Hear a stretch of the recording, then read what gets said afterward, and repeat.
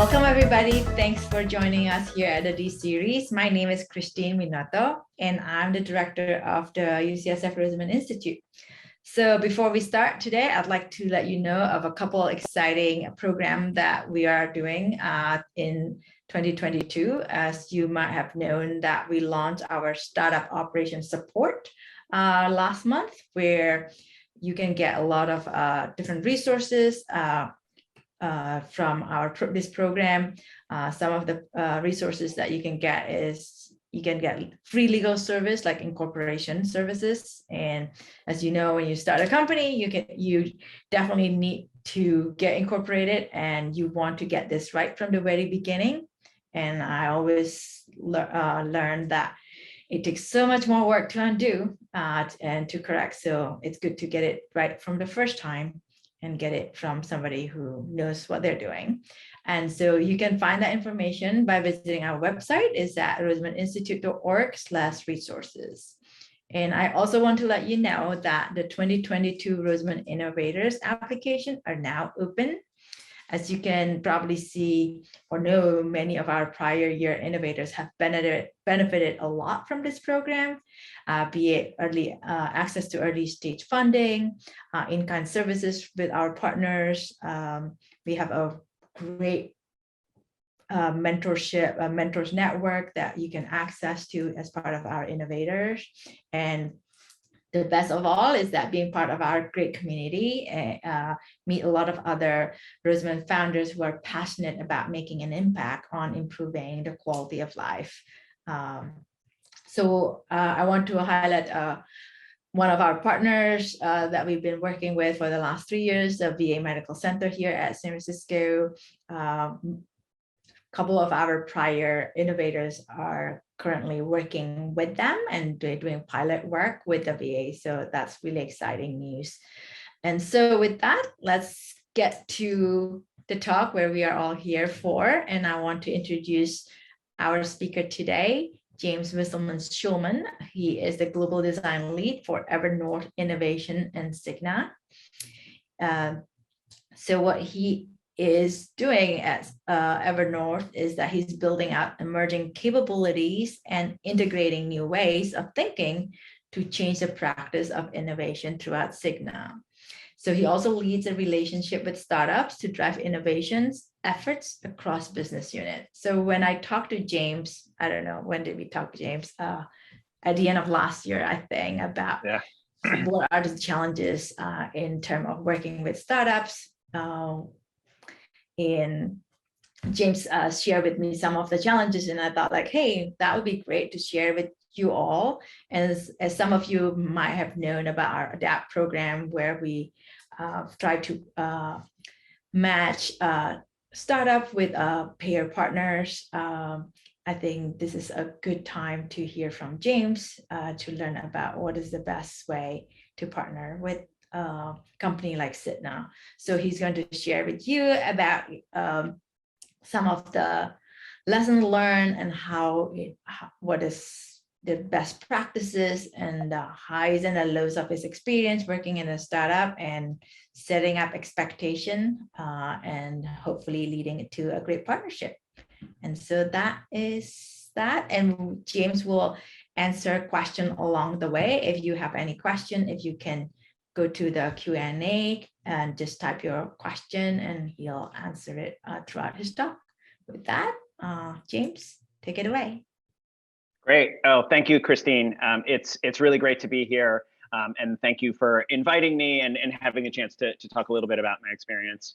So among the many projects that I get to work on, one of the most exciting things that I get to do is lead those relationships, as was mentioned, with incubators and accelerators and startups.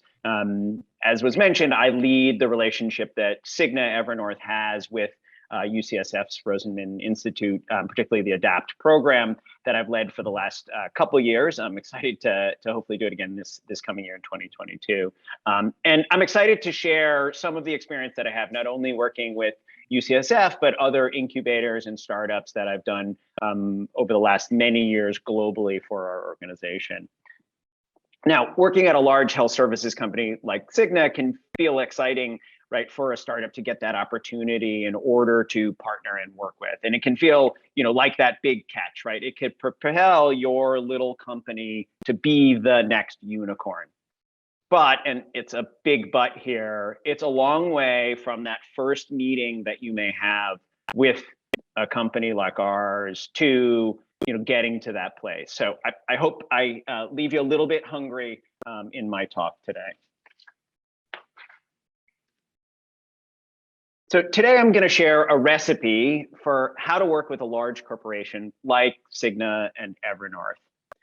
Think of this as a recipe, but for an appetizer. Your relationship may start like a small plate, but it will lead to an entree that all startups are looking for. Hopefully, this will take you from that food truck ultimately to the Michelin star restaurant that you hope to become. Before you can cook any recipe, you really have to start by getting everything in order, getting your ingredients ready, preparing everything, getting it in place, making sure that you're ready to go before you even start actually creating the dishes that you're going to serve. And this is no different than the engagements that we have with startups. So before you reach out to a partner like us, there are many things that you can do in order to set yourself up for the success that you hope to have down the road.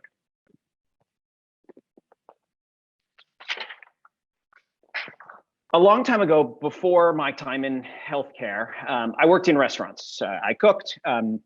I was always in the back of the house. It was a number of different restaurants throughout the years where I got to really hone my skills.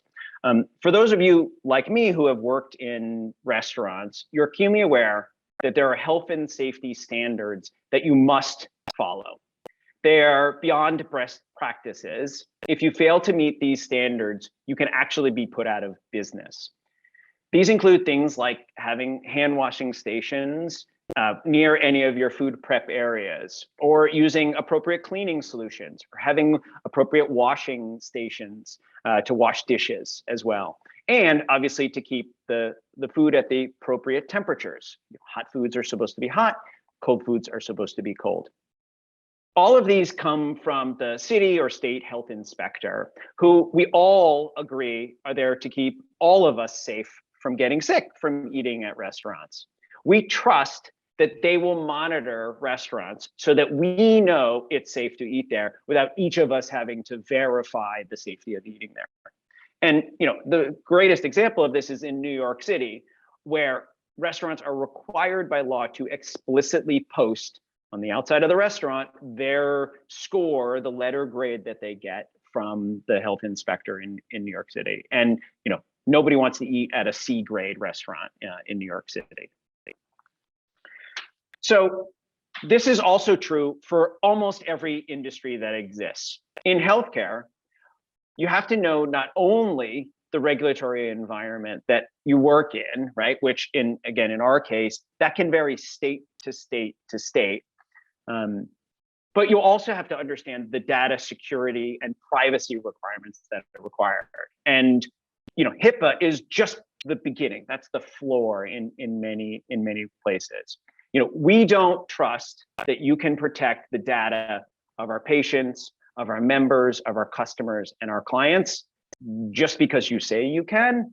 You really need high trust, right? Even if you say it nicely, until we know you have these protections in place and have been certified by a third party, right? Again, not by us, but by this third party who we all agree that does this for us, that's when we know it's safe, right? That's when we can begin to trust you once you've done that work. As I mentioned, these standards are not set by us, they're set by the industry at large, and everybody agrees that this is the level of safety that we all need. You need to know as a startup where you are on your data security and privacy journey. It's important to know that, as this will have a great effect on how we can and will engage with you over time. We understand that this will change, but it creates that opportunity in order to know what we can share, how we can share with you at a time we engage with you.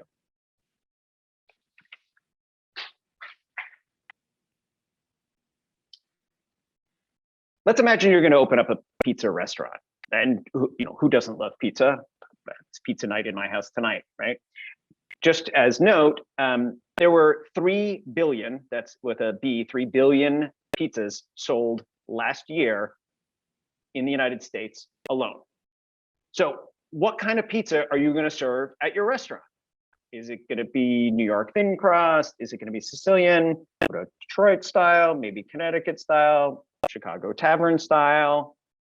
You could pick all of these or some of these. Once you decide, you're going to have to figure out how you're going to differentiate your pizza parlor from the 78,000 other pizza restaurants in the United States. Without knowing what the shop down the street is doing, you have no way to stand out. You don't want to just copy them outright, obviously. That will never be a winning strategy. Just like a pizza restaurant, you need to know who you're competing against. You need to do some competitive intelligence. You need to be aware of what solutions already exist in the market, both the big established players and some of the up and coming startups who you may be competing against directly. There are those that are your direct competitor, those that have maybe a similar solution or are playing in very similar spaces or playing in very similar markets, potentially even using similar technologies. But you also have to look at those solutions that may be filling a similar need to your solution. The taco joint is also your competition. Though some may disagree, you can't eat pizza at every meal. In order to differentiate, you need to know who you're differentiating from. Don't copy them, but find ways to stand out. And when asked, have a clear understanding of who you are playing against and what your unique value is to the market. And no, pineapple is never the answer.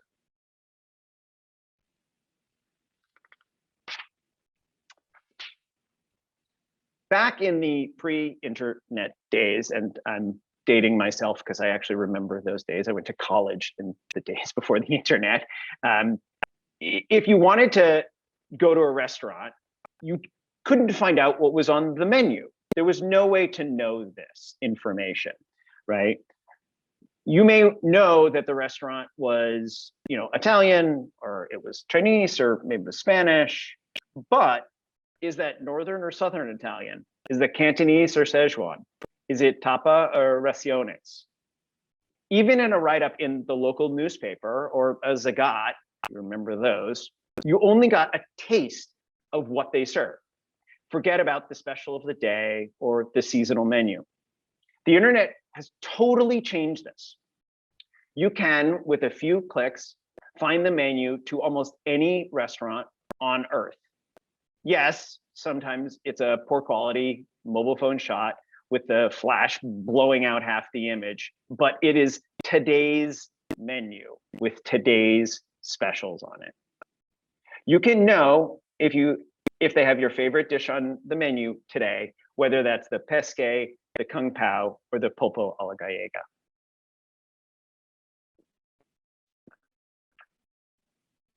The same is true with corporations. I'm not suggesting you engage in corporate espionage, but you need to spend some time understanding what we do, who we serve, and what markets we play in. You need a basic understanding of the different businesses that we have. Spending time not only on our website, but also doing a little research on the news that we've made recently. I literally got an email yesterday, and the person had no clue what we do and don't do. They hadn't done any homework, and now I'm very reluctant to go engage with them. You should have some theory as to where your solution could fit within our existing portfolio. What products that we already offer could your solution complement? How could you integrate and connect into those existing products, services, and solutions? I fully understand that you will not have a deep understanding of our strategy or our product roadmap, but you need to have an idea what we do and be prepared to ask questions to learn. I know a lot of time is spent with startups honing their product market fit, but you also need to create your product company fit.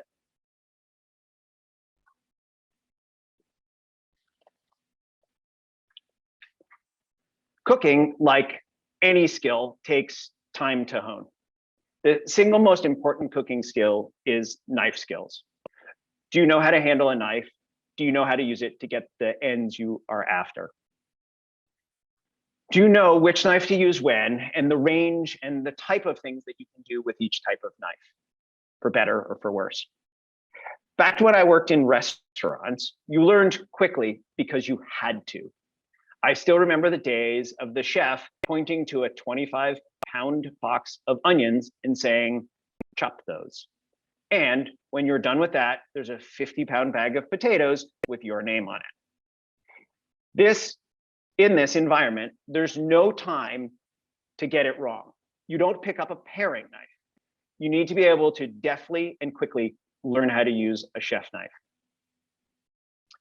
But this is unrealistic for most people. I understand that. Most normal people don't spend that much time cutting over such a short period of time. Luckily, it's a skill that I still have and I enjoy using. I remember cooking with my mom, and she was a great cook in many ways, and I truly miss the opportunity that I had to cook with her. But every time she picked up a knife, I was worried she would cut her finger off. Clearly, knife skills weren't her thing. That was okay. When you cook together, I did all the prep. I knew that I was good at it, and she was good at other things.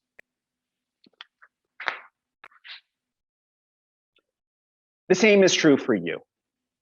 You have likely spent hours, days, and years working on the product or service that you've built.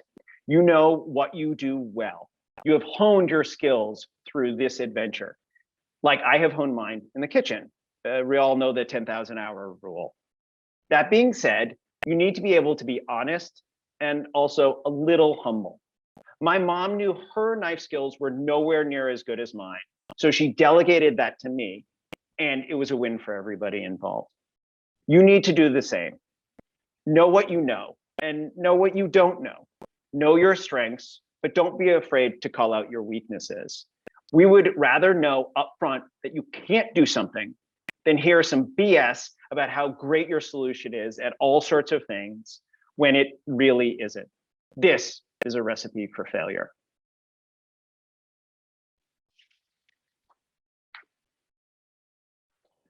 So I love breakfast food by all accounts.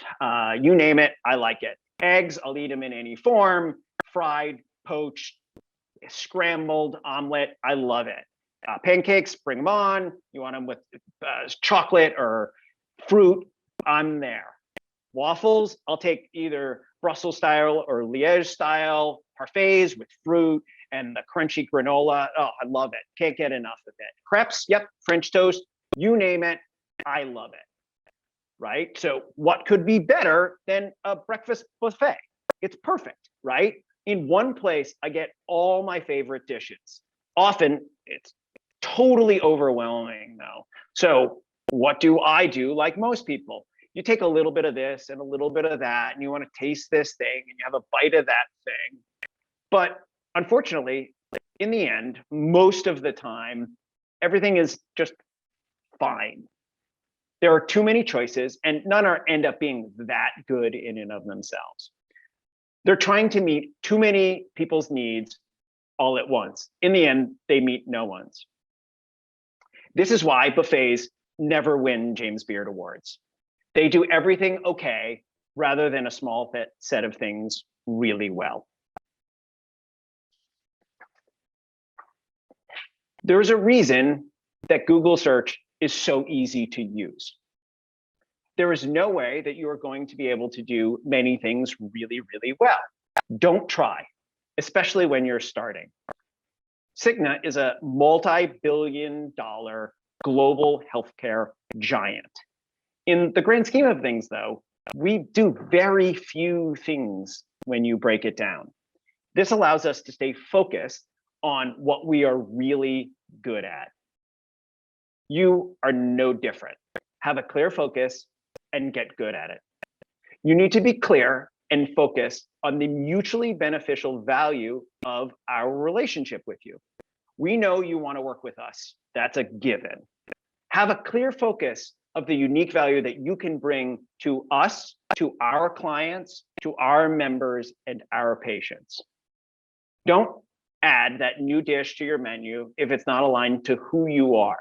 Resist the urge to expand your solution too far, or you will quickly lose the edge and uniqueness that you bring. Don't be a buffet.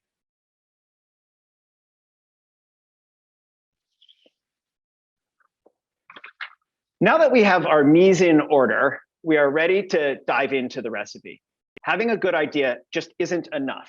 We need to approach the engagement and process the right way to lead to success for both you and the corporate partner.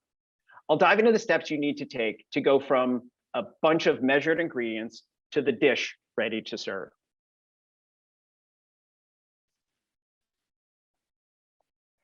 Back in the day when we went to restaurants, oh, how I long for those days again. COVID. One of my favorite parts of any meal was those little surprises that would magically appear from the kitchen, right? You sit down and maybe you order a drink and you're looking at the menu and you're trying to decide what you're going to order, which begins to whet your appetite. You finally decide what you're going to order, and then you're left just sort of sitting there waiting and waiting and waiting. But wait, what is this? A little something that has emerged from the kitchen, and amuse-bouche. It's all of one bite, but just enough to get you excited about what's to come. It's a small taste, not to fill you up, but to get you ready. Not dissimilar to the Italian aperitif. It opens your senses up to the experience that's about to come.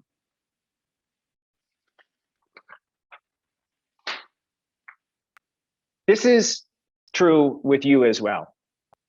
Start with an amuse-bouche approach. You want to whet our appetites. Make us want more. Plan on starting small. You can always grow bigger. Having small success early in our relationship means that you'll be able to grow and extend from the amuse-bouche to the appetizer, to the entree, and even to dessert. Remember, a great meal doesn't start with a giant steak.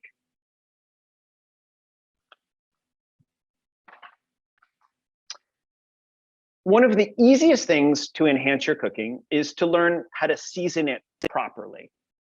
Too often, people who don't cook a lot don't realize the importance of getting the right balance between sweet and salty, sour and bitter. It's amazing how simple it can be to transform a fairly flat dish with a quick sprinkle of salt and a squeeze of lemon. But the seasoning process doesn't start when you plate a dish. I remember back to the old Emeril Lagasse show way back when, and between all the bands, when preparing some fried fish or shrimp, I don't remember exactly, he would always say something to the effect that his flour was tasteless. So you better season that too. Bam. Never got that thing. Yes, it was totally hokey, but he was right. Seasoning is important throughout the cooking, not just at the end. Waiting to the end and your dish tastes like salt on the outside and bland on the inside. You have to season and taste and season and taste. Cook some more, then season and taste again. It's an iterative process that needs to happen over time. Get feedback and adjust accordingly.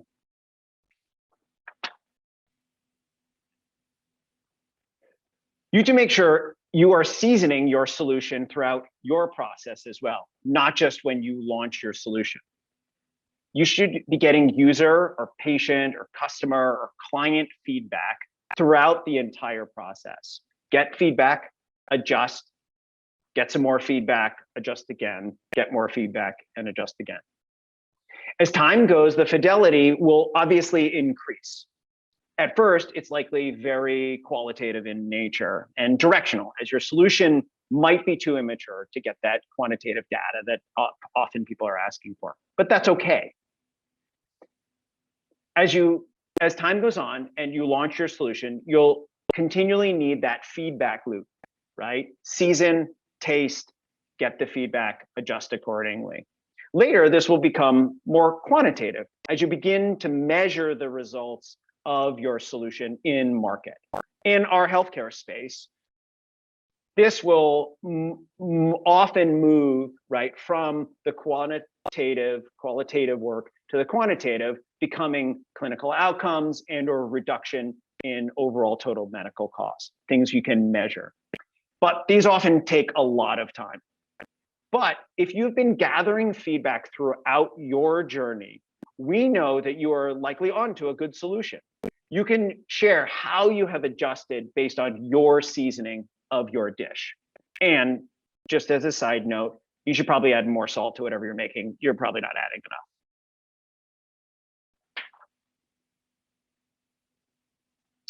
Though it's winter and very wintry here, as it's snowing and 20 degrees again here in Chicago, I long for the days when you can gather outside in the backyard and fire up the grill and have some cold ones. You know those days that I'm talking about. It's a warm spring evening, people emerge out of nowhere with stuff to drink, and I prepare food to put on the grill. Then all of a sudden, the clouds roll in, and 5 minutes later, it's an absolute downpour. Oh, crap, what are we gonna do? Well, now you could just call it a night and send everybody home, but who wants to do that, right? Your friends are already here, the drinks are cold, and the food is prepped to go on the grill. Instead, you have to be flexible and act on your feet.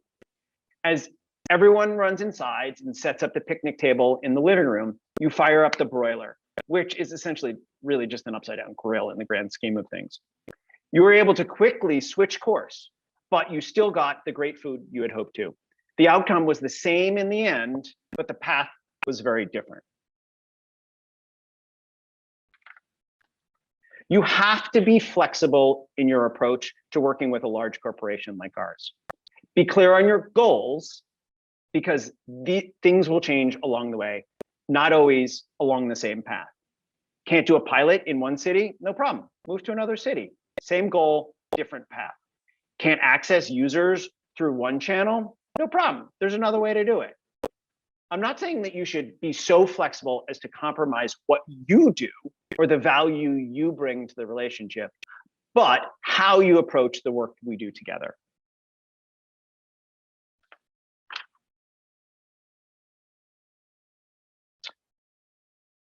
Now that we've done all of our prep work, we've laid out our ingredients, we've worked through our recipe, it's time to eat. But before doing so, we need to know some of the etiquette about how to engage with us. There are some basic rules of engagement that we need to cover. Not doing so may get you tossed from the restaurant. As they say, a watch pot never boils. As much as we hope by staring at it or giving it that sideways glance, or maybe if I close one eye, yet still not boiling. This will come as a surprise to no one.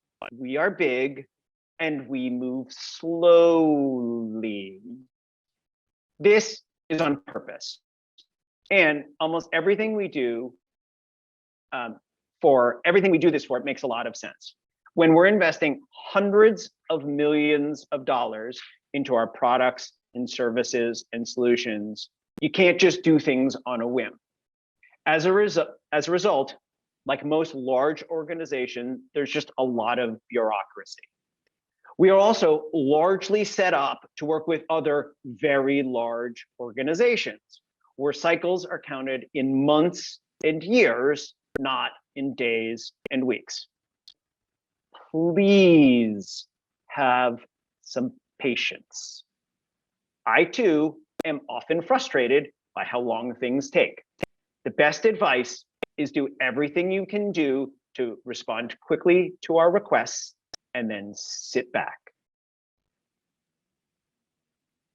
We're working actually with a startup right now on a pilot, and it's amazing because they're typically able to turn things around in a couple of days. And it's great because it allows me to push back to my business partners because they can see it's possible to respond so quickly.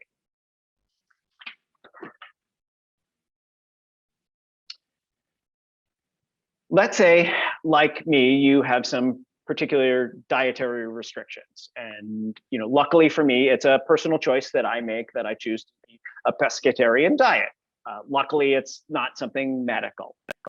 But when I go to a restaurant and I want to know how something is prepared, I don't ask the bartender if the soup has vegetable stock or meat stock in it, because they have no idea.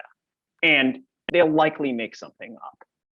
My dad's lady friend has some serious GI issues. And if she eats too much fat, and I'm talking minuscule amounts of fat here when I say too much, it can have really bad outcomes for her.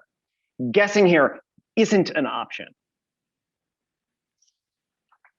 In the same way, you have to make sure that you're talking to the right people within an organization. You can't just open LinkedIn, look at the people who work for company XYZ, because most of the time they will be of little use to you and have no idea how to help. I will refer back to my previous point, do your homework.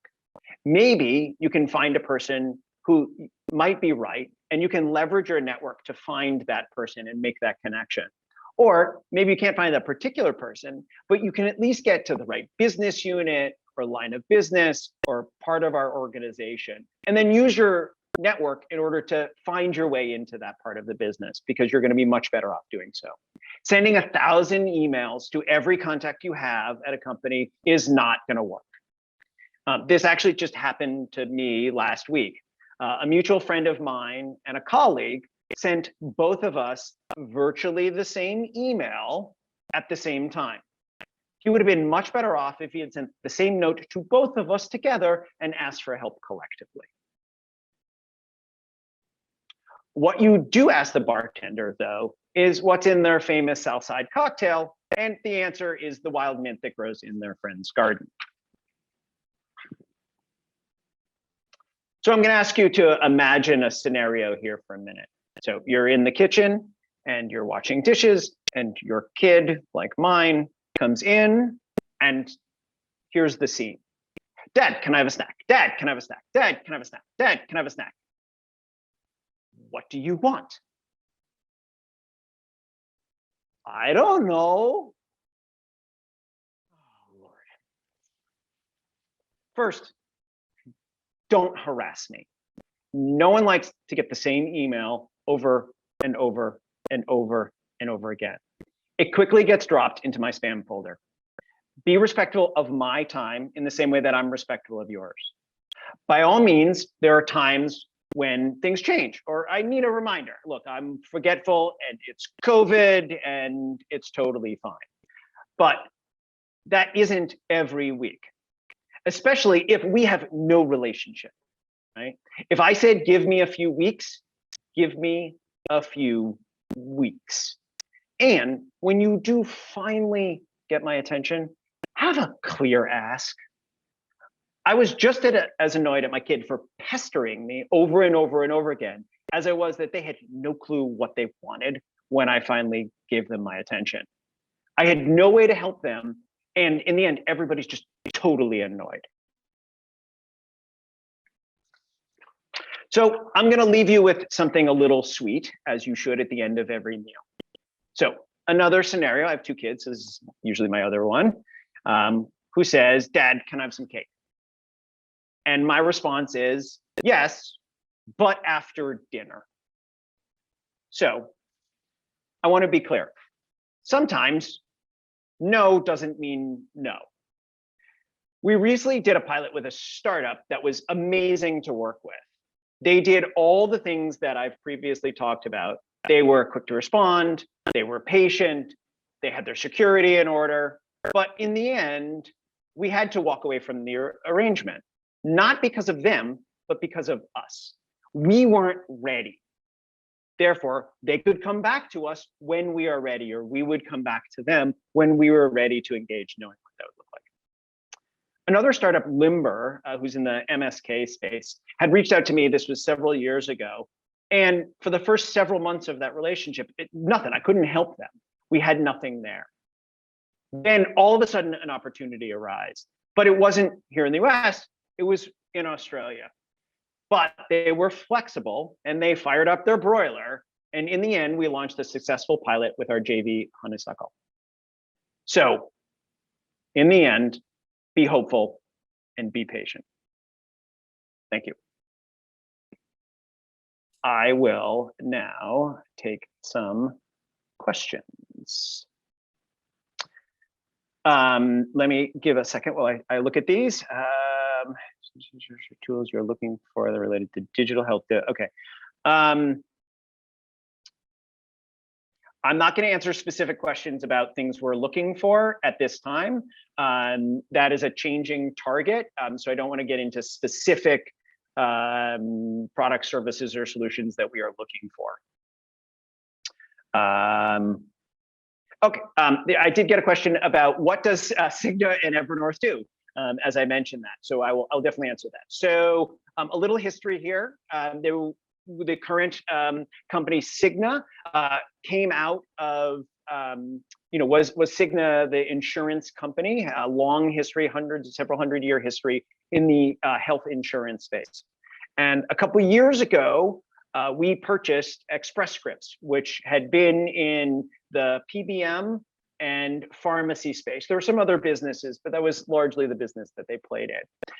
As a result of this merger between these two organizations, we have created the new health services business that is now called Evernorth.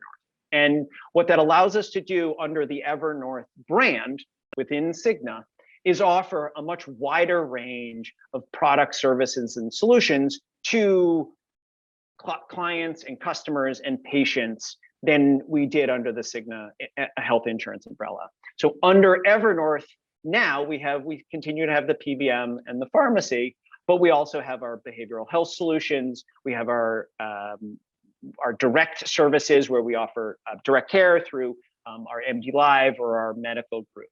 And that's where we really expand the health services beyond just the insurance that we offer. I got a question. How can early stage companies partner with Cigna? So great question. And there's different ways that we partner with different organizations, to be clear.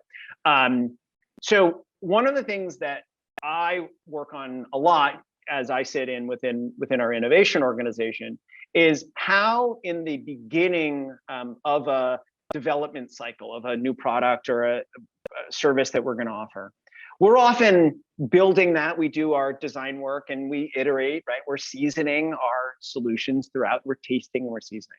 We get to a point in that process where we want to test something. We want to build a solution. We kind of have an idea of what we want to go do.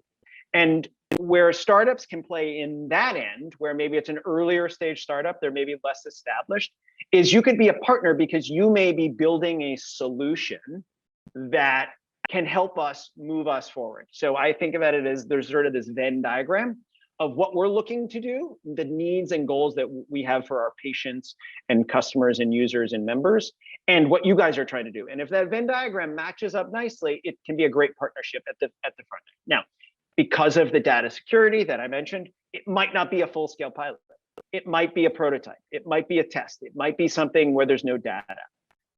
As we continue to move in the development cycle and you become more established, there are greater opportunity to partner because you could have a solution that we could potentially, let's say, put into our digital health formulary, which is one way that we work with a lot of different startup organizations. They have to be well established. They have to have a lot of proof points, but allows us to work with them to offer those solutions directly to our clients. Another way that we work with startups much later stage is through our venture organization. And I partner with them, although I'm not part of that organization, where they make strategic investments in startups. So great question. I'm trying to flip through and not play favoritism. Okay, so the question is how to break into the opportunities, right? How do companies gain insight into what we're interested in doing, right? And that comes back to my homework comment, right? And that's really about spending some time and seeing where we show up and what we're talking about, right? Go listen to David Cordani's talk, which are all over LinkedIn. They are easy to find. Go look at the articles we're publishing. I know recently we published a number of articles around behavioral health, as that's a big growth area for us in our business under Evernorth. you can go read about those things. Go spend some time reading about what we're doing. So I think it really comes down to just spending a little bit of time. Also, use your network, right? You may know people who maybe work at Cigna or Evernorth or have worked there, and they may be able to bring some insight into some of the things we're doing. Obviously not specific or proprietary information, but that's a great way to do it.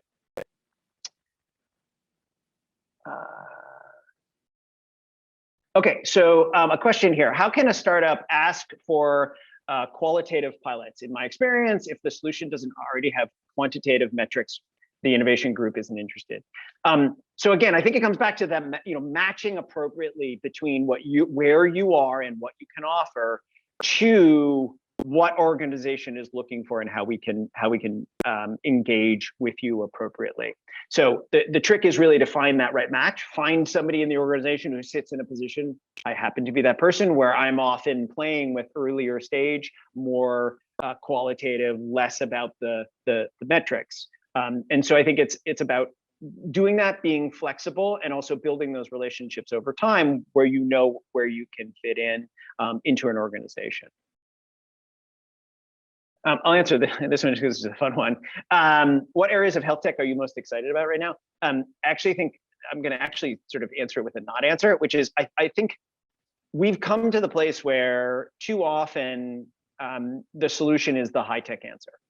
And actually, for me, it's the low tech answer is the interesting one. We have a number of our clients, right, who are serving populations who are not tech savvy, who maybe don't have high-speed internet at home, or maybe aren't, mobile first kinds of patients. And we have to make sure that we can serve their needs, not through crazy technology.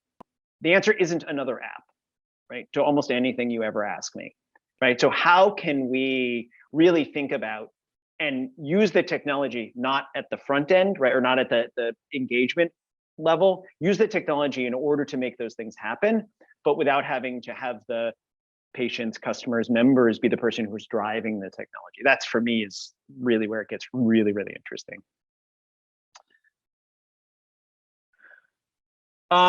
So here's a question. In healthcare, it is really difficult to get your first customer on board, especially doctors. Do you help startups to start a pilot, or do you expect that the startup already has some data? So it's a yes to both, right? It depends on, as I was saying, it depends on where you're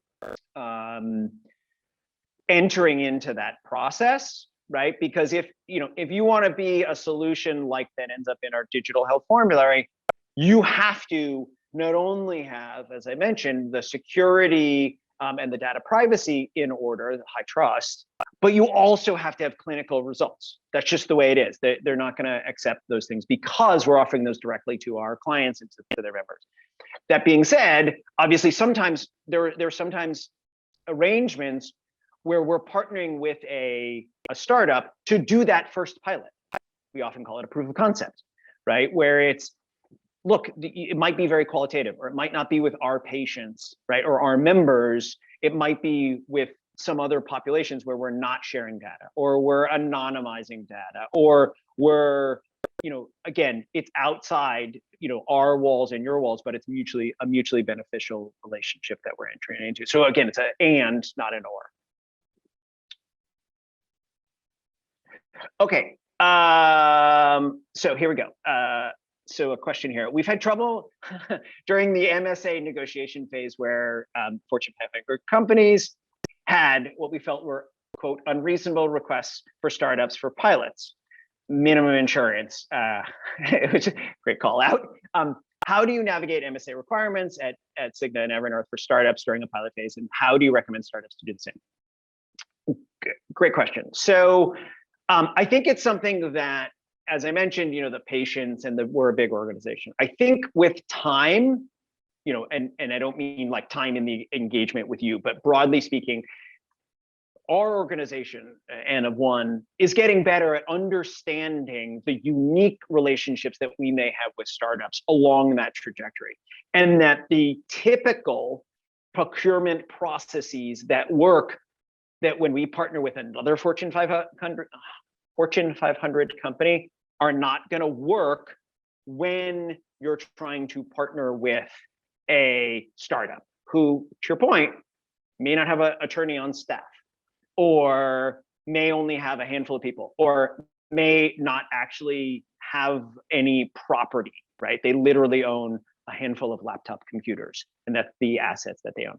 So I think part of it is about, look, it's going to take us some time. Work with us, be flexible with us. I think find ways potentially where you can do things that are lower risk, right? Again, the example of, like, instead of using our patient data, if you can find patients, right, that's way more secure for us to deal with, because there's very little, there's a different way to think about the risk of working together, right? Because it's not, we don't have to protect that data in the same way. So I think being creative there, and then sometimes, by all means, look, you're going to have to just walk away from some arrangement because it's going to be untenable, and be open and honest and respectful. And I think that's the unfortunately the best thing you can do at this point.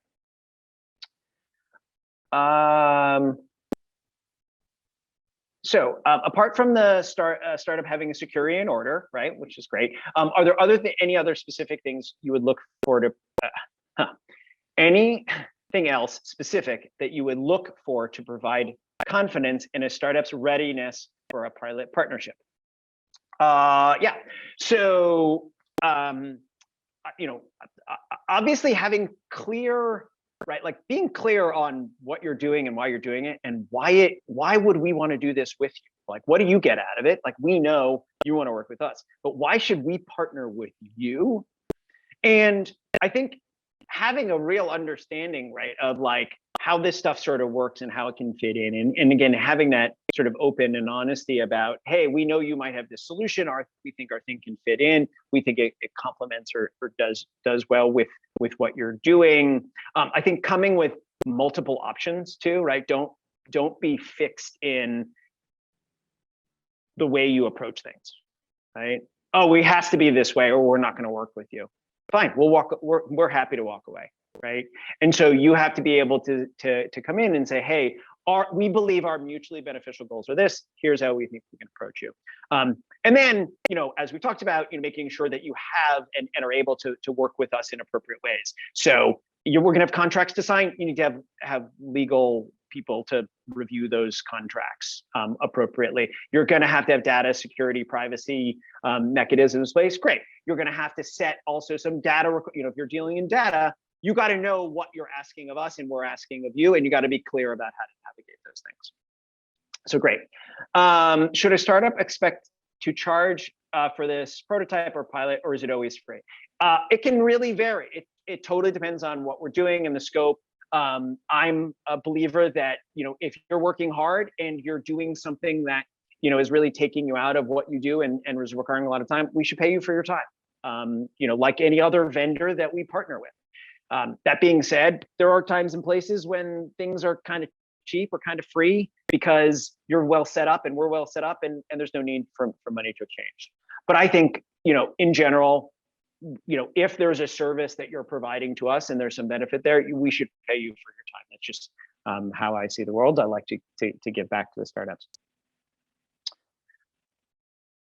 What other accelerators or innovation groups are Evernorth, Cigna involved in that are potential ways in? So, there's lots of different stuff that's going on. I also, obviously, as mentioned, I work with the ADAPT program here at UCSF. I also work with Matter, which is a Chicago-based health incubator, if you're familiar with it, as well as through Plug and Play, which is a San Francisco-based incubator as well. So I own those relationships. Those are always good things. If you're in the healthcare space, they're amazing organizations to be part of. So those are some other places to poke at.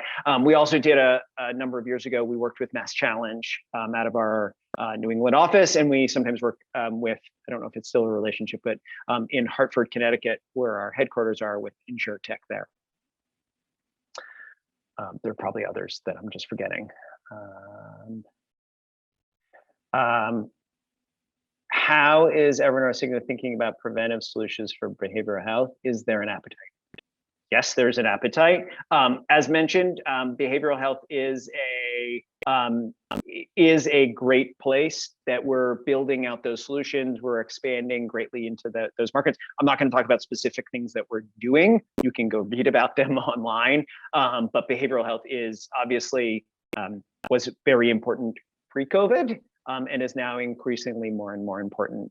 So lots of exciting stuff in the behavioral health space that we're doing. So do keep your eyes and ears open for that.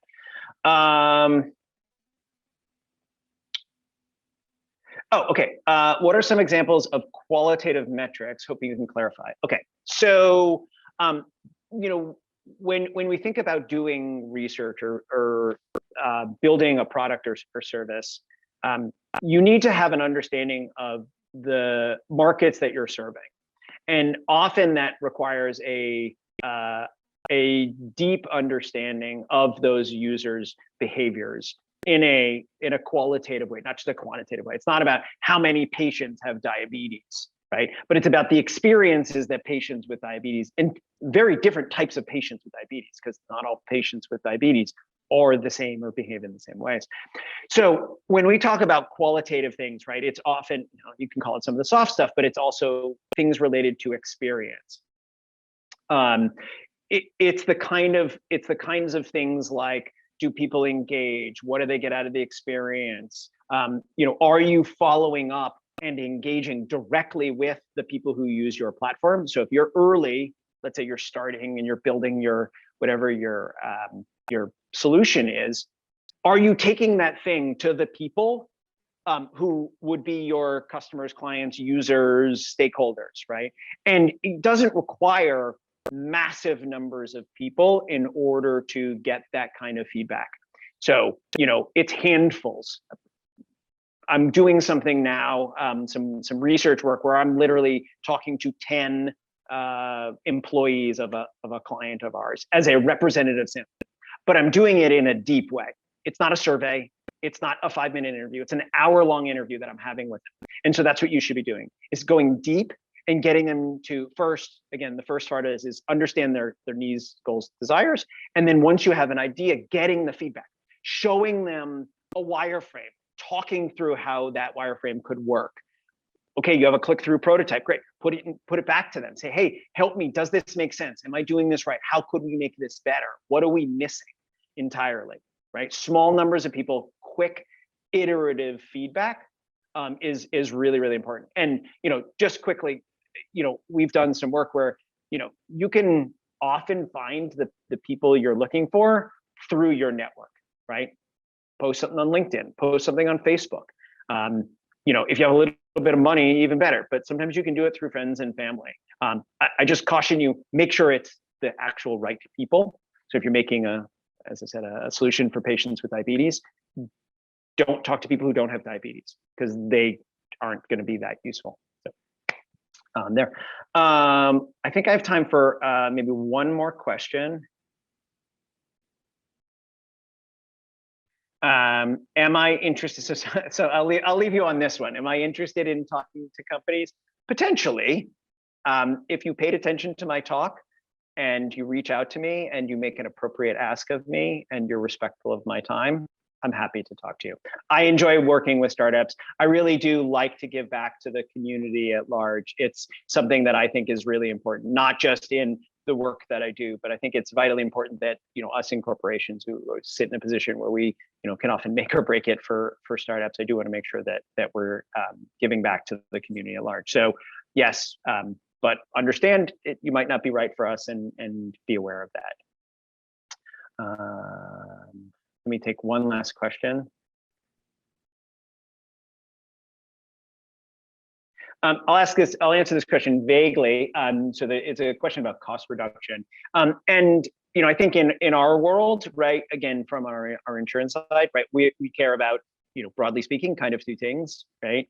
Obviously, it's about making sure that we're providing for our patients, our members, our customers.